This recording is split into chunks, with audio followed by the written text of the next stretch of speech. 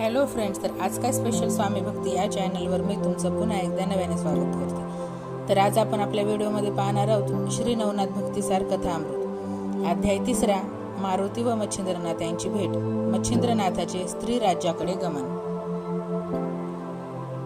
तर मच्छिंद्रनाथ पूर्वेकडच्या जगन्नाथादी तीर्थयात्रा करून सेतुबंध रामेश्वरास गेले।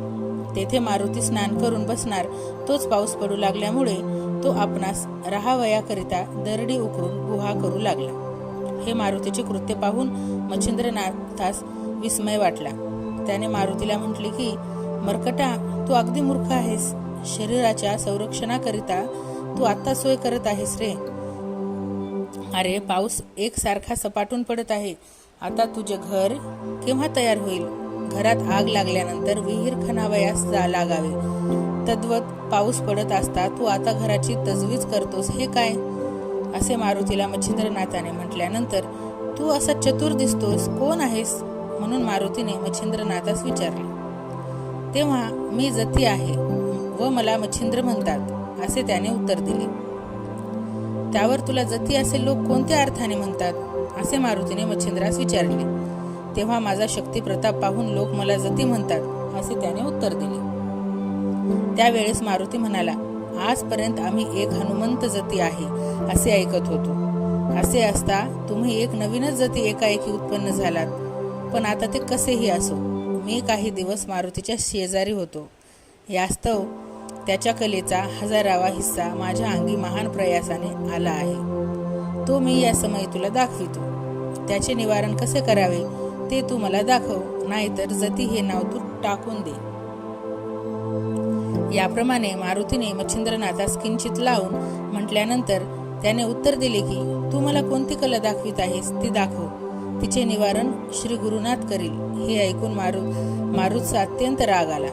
मग तो लागलीच उडान करून एकीकडे गेला व विशाल रूप धरून त्याने मच्छिंद्रनाथास न कळू देता अचानक त्याच्या अंगावर 7 पर्वत उचलून फेकले। ते आकाश मार्गाने ढगांप्रमाणे येत आहेत हे मच्छिंद्रनाथाच्या लक्षात येऊन स्थिर स्थिर असे त्याने वातप्रेरक मंत्रशक्तीच्या योगाने ते पर्वत जागच्या जागी अटकवून ठेवले। पुढे मारुती एकावर एक असे शेकडो पर्वत नाथावर टाकीतच होता, पण त्याने त्या एकाच मंत्राच्या शक्तीने ते सर्व पर्वत तेथल्या तेथेच खिळवून टाकले। हे पाहून मारुती रागाने प्रलय काळच्या अग्निप्रमाणे भडकून गेला व एक मोठा पर्वत उचलून तो मस्तकावर घेऊन तो फेकून देण्याच्या बेतात आहे। तोच मच्छिंद्रनाथाने पाहिले।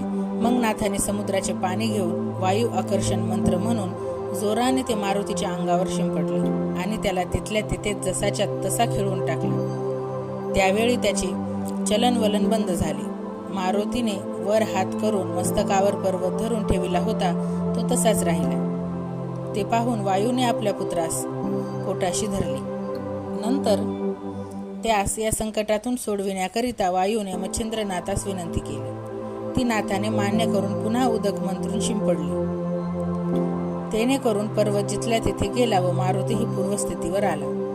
नंतर मारुतीने जवळ जाऊन धन्य धन्य म्हणून नाथास शाबासकी दिली। इतक्यात वायूने मारुतीला म्हटले की, बाबा मारुती, तुझे या सिद्धापुढे काही चालवयाचे नाही। याने तुला व मला बांधून टाकून अगदी दुर्बल करून टाकले। याची शक्ती अघटित आहे।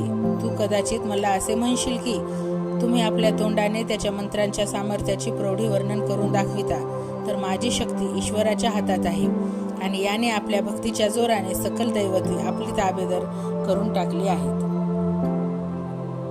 नंतर मच्छिंद्रनाथ वायूच्या व मारुतीच्या पाया पडला आणि आपणाशी सख्यत्वाने वागवण्याकरता त्याने त्यांची प्रार्थना केली।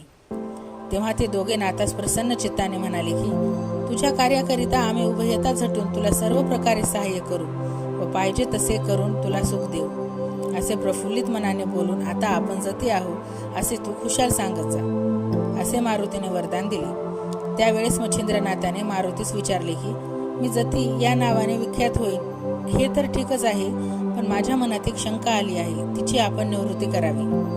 कोणती शंका आली आहे? असे मारुतीने विचारल्यावर त्याने सांगितले की, तू त्रिकाळ ज्ञानी आहेस।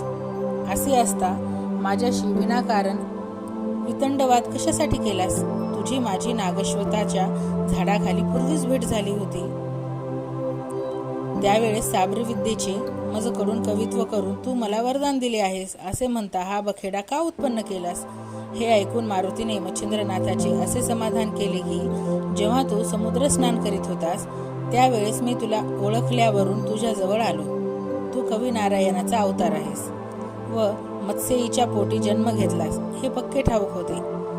परंतु माझ्या मनात अशी कल्पना आली की नागाश्वत्थाच्या वृक्षाखाली देवांनी जे अभिवचन तुला दिले त्या वरप्रदानाचे सामर्थ्य कितपत आहे हे आपण एकदा पाहावे. शिवाय यापुढे तुला आणखी पुष्कळ प्रसंगामधून पार पडावयाचे आहे, म्हणून तू हिम्मत करून पुढे कितपत टिकाव धरशील याचाही आजमास मला अशा रीतीने पाहता आला.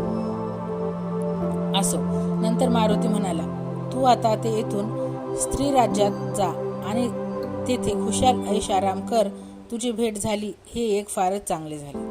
तुझ्या हातून माझ्या मस्तकावरचा भार उतरला जाईल. मग असे कोणते ओझे तुझवर पडले आहे म्हणून मच्छिंद्रनाथाने विचारल्यानंतर मारुतीने मुळारंभापासून सर्व कच्च्या मजकूर त्यास सांगितला. मारुती म्हणाला, योगेश्वरा, लंकेच्या रावणास जीवे मारून रामचंद्र सीतेस घेऊन अयोध्येस येत असता तिच्या मनात आले की मारुतीने संशय रामाचा पक्का दास आहे. यास्तव आपल्या हातून त्याचे होईल तितके कल्याण करावे, म्हणजे ह्याचे लग्न करून देऊ, संपत्ती संतती सर्व अनुकूल करून देऊ, सर्व सुख संपन्न करावे. स्त्री वाचून संसारात सुख नाही, तर ती करून देऊन याचकडून सर्व संसार करवावा.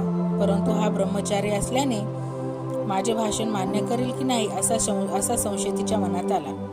मग तिने या गृहस्थाश्रमी करण्याकरिता व मला वचनात गोवून टाकण्यासाठी आपल्याजवळ बोलविले व ममतेने माझ्या तोंडावरून हात फिरविला. नंतर सीतामाता मला म्हणाली, बा मारुती, तू तिन्ही लोकांमध्ये धन्य आहेस. माझे एक तुझ्याजवळ मागणे आहे, ते तू देशील तर फारच उत्तम होईल. मी सांगेन ते माझे वचन तू सहसा ना कबूल करणार नाहीस. अशा प्रकारे सीतेचे भाषण ऐकून मला संतोष वाटला. मग कोणते काम आहे असे मी तिला विचारले, परंतु ती आपले वचन दिल्या वाचून ती आपला हेतू मला कळविना. असे पाहून मी तिला वचन देऊन तिची आज्ञा मान्य करण्याची मनापासून कबूल केली. तेव्हा मी लग्न करून गृहस्थाश्रम पत्करावा आणि संसार करून सुख भोगावे असा भाव दाखवून तसे करण्याविषयी तिने मला भारी भीड घातली. तेव्हा मी महत् संकटात पडलो व खिन्न वदन होऊन उगीच बसून राहिलो. तेव्हा तिने रागाने मजकडे पाहिले व मला सांगितले की तू अगदी दिलगिरी होऊ नको. स्त्री राज्यातल्या सर्व स्त्रिया तुझ्याच आहेत, परंतु यातील अख्खी अशी आहे की तुला व मला 4 चौकटीस जन्म घ्यावयाचा असतो. मी व रामाने 99 वेळा घेतला. तूही 99 मारुती आहेस व त्याप्रमाणे लंकाधीशही 99 होय. त्यास मारून आल्यानंतर तुला स्त्री राज्यात जावे लागेल. तो योग आता घडून आला. यास्तव समयास अनुसरून वाग. याप्रमाणे रामचंद्राने मला सांगितल्यानंतर मी स्त्री राज्यात गेलो. त्यावेळी त्या ठिकाणी मोनाकिनी नावाची राणी राज्य करीत होती. पृथ्वीच्या अन्य भागावर मनुष्य, पशु, पक्षी आदी करून सर्व स्त्री पुरुष एके ठिकाणी आनंदाने रममान होतात असे तिच्या ऐकिवात आले होते.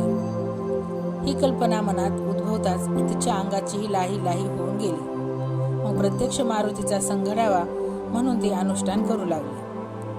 आपल्या शरीराचे मांस तोडून तिने अग्निकुंडात माझ्या नावाने आहुती दिल्या. असे अनुष्ठान तिने 12 वर्षपर्यंत केले. त्यामुळे तिच्या अंगावरचे सारे मांस संपले, तरीही तिचा निश्चय ढळेना. असे पाहून मी तिला प्रसन्न झालो. त्यावेळी मी माझ्या पाया पडून मनोरथ पूर्ण करिता ती माझ्या पाया पडून मनोरथ पूर्ण करण्याकरिता विनंती करू लागली. तेव्हा तुझा कोणता हेतू आहे म्हणून मी तिला विचारले. तेव्हा ती मला म्हणाली की मारुती, तुझ्या भुभुकारापासून येथील सर्व स्त्रिया गर्भिणी राहतात. यास्तव तू येथील स्त्रियांचा प्राणनाथ ठरतोस. तेने करून सर्वांना सुख होते. परंतु माझ्या मनात तुझ्याशी प्रत्यक्ष मैथून करावे असे आहे. ही माझी इच्छा तू पूर्ण कर. मैथुनाची पद्धत तिन्ही लोकात चालत असता तो प्रसंग आम्हास स्वप्नात सुद्धा नसावा अशी आमच्या कर्माची स्थिती आहे. तर तू ते सुख आम्हास प्रत्यक्ष दे असा तिने आपला अभिप्राय मला सांगितला. नंतर मी तिला सांगितले की ब्रह्मचर्य व्रत मी कडक पाळतो असा माझा डंका सर्वत्र गाजत आहे. यास्तव ही गोष्ट माझ्याकडून घडवायची नाही. आता तुझे मनोरथ पूर्ण करण्याकरिता मच्छिंद्रनाथ येथे येईल. तो तुझ्या मर्जीनुरूप वागेल. तो मच्छिंद्रनाथ साक्षात कवी नारायणाचा अवतार होय. त्याचपासून तुला तुझ्या तपाची फलप्राप्ती होईल. अशा युक्तीच्या मार्गाने मी तिचे सांत्वन केले. तो योग आज घडून आला तर तू तिकडे जाऊन तिचे मनोरथ पूर्ण कर. मारुतीचे असे भाषण ऐकून मच्छिंद्रनाथाने सांगितले की मीही उदरवरेताच आहे, म्हणून मला हे कार्य सांगून काय उपयोग आहे. माझ्या ब्रह्मचर्याचा मात्र आशाने समूळ नाश होईल व जगात दुर्लौकिक होईल, म्हणून हे कुकर्म मला सांगू नये. तशाच स्त्री संग हे आपकी स्त्रीचे भांडार होईल, म्हणून ही गोष्ट करावी असे माझ्या मनात येत नाही. अशा प्रकारे मच्छिंद्रनाथाचे भाषण ऐकून मारुतीने त्यास सांगितले की ही अनादी कालापासून रहाटी चालत आली आहे, म्हणून भोग भोगल्याचा दोष नाही. जसे 99 मारुती तसेच 99 मच्छिंद्रनाथ असा क्रम चालत आला आहे. तुझ्या पोटी मीननाथ म्हणून पुत्र होईल, त्याची सूर्यासारखी कीर्ती प्रकट होईल असे मारुतीने त्यास सांगून त्याचे मन वळवून घेतले. मग मारुतीच्या म्हणण्यास मान देऊन मच्छिंद्रनाथ स्त्री राज्यात जाण्यास कबूल झाला व एकमेकास नमस्कार करून ते दोघेजण मार्गस्थ झाले. तर अशा प्रकारे आपला श्री नवनाथ भक्तिसार कथा अध्याय 3 समाप्त झालेला आहे.